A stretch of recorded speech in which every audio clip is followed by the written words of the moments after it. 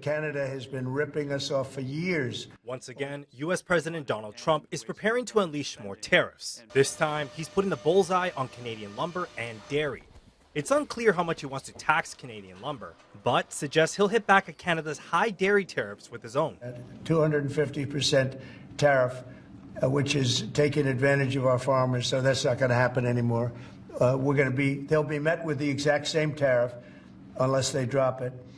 And that's what reciprocal means. Canada does impose a high tariff on a certain amount of dairy, but not all of it. It's part of the Canada-U.S.-Mexico trade agreement, which Trump negotiated in his last term. And when I left, we had that well taken care of. We can't let up. That tariff threat needs to come off the table. The country isn't slowing down on its retaliatory actions. Speaking with ABC News, Premier David Eby laid out what this province is doing to counter Trump, including bringing fees to U.S. truck drivers traveling to and from Alaska. It's going to hurt everybody.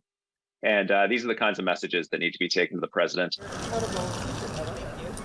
Back in Victoria, fixing the fractured relationship between the two nations is now in the hands of city mayors. The current administration certainly doesn't seem to care. So I think it is incumbent upon us to continue to try to maintain those relationships. The Port Angeles mayor, wearing a Gulf of Mexico shirt, is attending a luncheon with other mayors from the capital region. Along with Victoria Mayor Marianne Alto, they're floating the idea of a cross-border mayor alliance. Yes, damage is done. Is it irreparable? I don't want to think so, because I think that we have families, we have cousins, we have relationships, we have business. We have a long collaborative history. And seeing one individual and their acolytes damage that history is more than unfortunate. It's tragic.